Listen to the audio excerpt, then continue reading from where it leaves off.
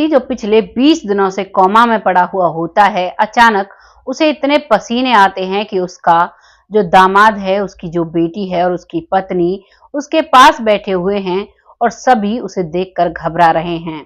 लेकिन वो व्यक्ति जो देख रहा है, उसे सुनकर आप हैरान हो जाएंगे। वो व्यक्ति देखता है कि ये जो यमराज जी महाराज हैं, वो भैंसे पर सवार होकर एक तेज धार भाला लेकर उसकी तरफ बढ़ रहे हैं और उसके पित्र और उसके कुछ जो रिश्तेदार हैं, जो इस दुनिया में नहीं है, किसी की 20 साल पहले डेथ हो चुकी है तो किसी की 10 साल पहले डेथ हो चुकी है, वो सभी आगे आ जाते हैं और उसके सामने जो यमराज जी महाराज हैं, उनके सामने हाथ जोड़ने लगते हैं। इधर जो वो व्यक्ति है, वो भी हाथ जोड़ने लगता है और यमराज जी वापस चले जाते हैं और कोमा में से अचानक वो व्यक्ति ठीक हो जाता है। उसको, जिसको पैरालिसिस हुआ था, जिसको हार्ट अटैक आया था, 20 दिनों से बेसुध पड़ा हुआ था, जिसके लिए डॉक्टर्स ने बोल दिया था कि अब कोई उम्मीद नहीं है, कैसा ऐसे उसके जीवन में हो सकता है। आइए जानते हैं कैसे घटना घटी, क्या हुआ था। नमस्कार, मैं महक चौधरी आज आपके सामने फिर से एक सच्ची घटना लेकर आई हूं, जो कि उत्तर प्रदेश के आगरा से हमारे सामने आई है। यहाँ पर एक व्यक्ति जिसका नाम होता है रामपाल, जो कि कृषि विभाग वर्ग 1 में टेक्निशियल डिपार्टमेंट से अभी रिटायर हुए थे। वो व्यक्ति जो कि पहले भगवानों को ज्यादा नहीं मानते थे, वो सिर्फ एक सच्चा मन रखते थे, सिर्फ सच्ची साधना करते थे। उनके घर में आपको कहीं भी तस्वीरें नहीं मिलती थी, वो बहुत ही नॉर्मल रहते थे। ज्यादातर भगवान बुद्ध की आराधना किया करते थे, उन्हीं को माना करते थे। वो जो व्यक्ति हमेशा सबसे कहते थे कि ऐसा कुछ नहीं होता है, काफी एजुकेटेड थे, लेकिन उसके जीवन में ऐसी घटना घटी थी। ये वक्त होता है दोपहर का। दोपहर को वो व्यक्ति अपने घर में बैठकर कुर्सी पर बैठा था, अखबार पढ़ रहा था। अचानक से उसे हार्ट अटैक आता है और उसे पैरालिसिस का भी अटैक आता है। उसका एक बेटा जो कि होटल में मैनेजर था, कहीं विदेश में रहता था, और दूसरा बेटा जो कि रेलवे में इंस्पेक्टर था। उनको सबको ये बात पता चलती है तो उनका जो रेलवे में बेटा था वो आता है, उसकी पत्नी उन्हें तुरंत लेकर हॉस्पिटल में जाते हैं, जो कि आगरा में स्थित है, जिसका नाम है पुष्पांजलि हॉस्पिटल। वहां पर एडमिट कराया जाता है और वहां पर उनका उपचार चलता है। डॉक्टर्स अपनी पूरी कोशिश करते हैं, लेकिन वो कोमा में जा चुके थे, उनको नहीं ठीक कर पाते हैं और लगभग 10 दिनों तक वो हॉस्पिटल में रहते हैं। 10 दिनों तक लगातार डॉक्टर्स का उपचार चलता है, लेकिन कोई भी सुधार नहीं मिलता है। उसके बाद डॉक्टर्स कहते हैं कि अब इन्हें आप घर ले जाइए, और घर पर उनकी बेटी, जो वहीं हॉस्पिटल के ही नजदीक एक कॉलोनी में रहा करती थी, वैशाली सिंह, वो अपने पिता को अपने घर ले जाती है।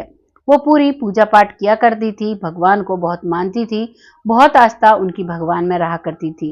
वो लोग कह देते हैं ना कि एक ही परिवार में कई तरह के लोग रहते हैं, तो वैसे ही ये बेटी अपने पिता से थोड़ी अलग थी। और जिस कमरे में अपने पिता को इन्होंने लिटाया था, जिस कमरे में उनके जो उनका शरीर था, जिस हिसाब से उनकी तबीयत थी, उसी हिसाब से मशीनें वगैरह लगाई गई थी, उसी हिसाब से उसमें उन्होंने अपनी कुछ धार्मिक तस्वीरें लगा रखी थी। वहीं पर उस लड़की वैशाली ने अपने फूफा जी की तस्वीर भी लगाई हुई थी, जो मिलिट्री में ऑफिसर थे। इधर भगवान बुद्ध की भी लगी हुई थी, क्योंकि उसके पिता भगवान बुद्ध को मानते थे, और यहीं पर और भी बहुत सारे धार्मिक देवी देवताओं की तस्वीर लगी हुई थी। अब वो व्यक्ति लगभग 10 दिनों तक वहां रहता है। 10 दिनों तक भी उसके शरीर में कोई सुधार नहीं होता है, और जब 21वां दिन आता है, यानी 10 दिन हॉस्पिटल में रहा और 10 दिन वो उस घर में रहता है, और जब 21वां दिन होता है, उस दिन अचानक दोपहर को ही उसे पसीने आने लगते हैं। इधर पसीने आ रहे थे, घर वाले सब देखकर घबरा रहे थे कि ये क्या हो रहा है। बेटी ने हॉस्पिटल में भी फोन किया था, डॉक्टर्स कहते हैं कि हॉस्पिटल ले आइए। इधर वो देख रहे थे, पसीने आ रहे थे, उन्हें पहुंच रहे थे, और अब वो व्यक्ति जो बोलता नहीं था, वो बड़बड़ा रहा था, बोल रहा था। बेटी और पत्नी देख रही थी अपने पिता को, वो अपने पति को देख रही थी। इधर दामाद भी घबरा रहे थे, ये हो क्या रहा है।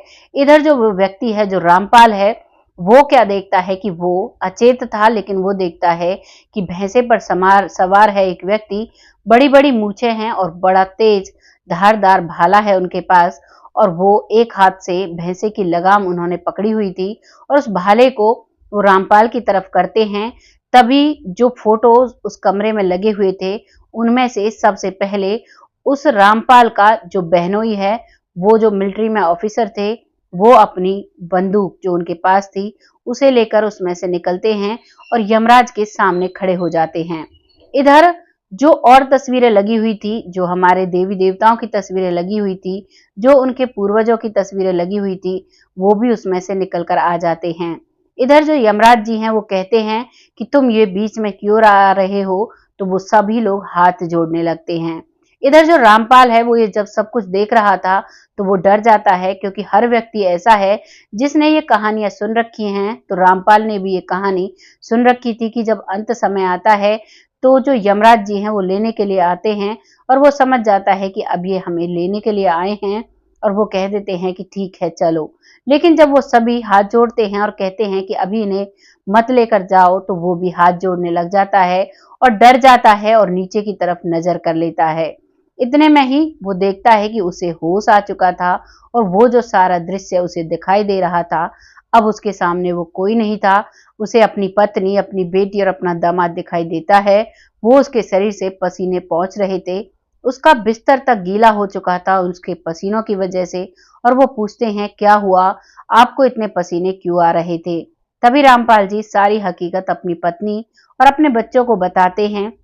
वो सुनते हैं और वो बहुत हैरान होते हैं। इधर उनके बेटों को कॉल किया जाता है कि पिताजी के साथ ऐसे ऐसे हुआ है, तो वो लोग भी इस चीज पर विश्वास कर लेते हैं। ज्यादातर लोगों की मान्यताएं होती हैं कि वाकई में ऐसा होता है, लेकिन अब कुछ लोग इस बात पर सवाल करेंगे, कुछ लोग कहेंगे कि कौमा में जब इंसान होता है तो वो एक लंबे सपने में चला जाता है, लेकिन अगर वो लंबे सपने में गए तो वो फिर ठीक कैसे हो जाते हैं। उनका जो पैरालिसिस का था वो बिल्कुल ठीक हो चुका था, उनके हाथ पैर बिल्कुल सब ठीक है, और आज भी वो हम सब के साथ जिंदगी जी रहे हैं, बहुत अच्छे से रहते हैं। ये थी कहानी रामपाल की जो कि हमारे बीच रहते हैं, और उन्होंने अपबीती सबके सामने शेयर की। आपको इस कहानी को सुनकर क्या लगा है, क्या ये घटना सत्य है या फिर ये एक लंबे सपने में गए थे। आपकी जो भी राय है अपनी राय कमेंट बॉक्स में लिखिएगा। लेकिन यहाँ पर यह बात तो सिद्ध होती है, जो रामपाल कभी पूजा नहीं करता था, सिर्फ सच्चे मन से सिर्फ भगवान बुद्ध को मानता था और उन्हीं के बताए हुए निर्देशों पर चलता था, आज वो सबकी पूजा करता है। उन्होंने स्पेशल घर में एक छोटा सा मंदिर बनवाया है और सुबह उठकर नहा धोकर सबसे पहले भगवान का नाम लेते हैं और बहुत अच्छे से पूजा पाठ करते हैं, और अपने जीवन में कोई भी गलत कार्य किसी भी बच्चे को नहीं करने देते हैं। और तो और कोई बाहर का व्यक्ति भी अगर कुछ ऐसा करता है तो उसे भी वो समझाते हैं। उनकी भरपूर कोशिश रहती है कि सब सदमार्ग पर चलें, कभी भी कुछ गलत नहीं करें। क्योंकि वो काफी पढ़े लिखे थे तो वो काफी किताबें भी पढ़ते हैं, काफी जो हमारे धर्म ग्रंथ से रिलेटेड किताबें हैं उन सभी के बारे में बहुत अच्छा उन्होंने अब तक ज्ञान अर्जित कर लिया है। जो भी आपको लगा है उनकी राय के बारे में आप कमेंट बॉक्स में जरूर लिखिएगा। जो वो राय देते हैं, जो वो बता रहे हैं, क्या वो सत्य है या फिर इस पर आपको कोई डाउट है। जो भी आपको डाउट है वो अपना कमेंट बॉक्स में लिखिएगा जरूर, क्योंकि आपकी जो राय होती है वो हमारे लिए बहुत महत्वपूर्ण होती है। कहानी जैसी भी लगी है बताइएगा, और एक लाइक और एक शेयर जरूर दीजिएगा, क्योंकि आपके एक शेयर से हमें बहुत मोटिवेशन मिलता है। और जो लोग नए हैं या फिर बहुत समय से वीडियो देख रहे हैं, चैनल सब्सक्राइब नहीं किया है, तो चैनल सब्सक्राइब जरूर कर लें। और अगर किसी के फोन पर इन वीडियोस का नोटिफिकेशन नहीं आता है और चैनल को देखते हैं तो वो बेल आइकन जरूर दबाएं, क्योंकि बेल आइकन से ही हमारी वीडियो जब डलती है तो तुरंत आपके पास आपके फोन में सबसे पहले आ जाती है। आज की कहानी यहीं पर समाप्त होती है। अंत में उन सभी लोगों का तहे दिल से धन्यवाद करना चाहूंगी जो हमारे बहुत प्यारे प्यारे फॉलोवर हैं, सब्सक्राइबर हैं, जो हमें बहुत सपोर्ट करते हैं, हर वीडियो पर अपनी कमेंट लिखते हैं, अपनी राय जताते हैं और हमारे इस परिवार को अपना परिवार मानते हैं। तब तक आप खुश रहें, आबाद रहें। जय हिंद, जय भारत।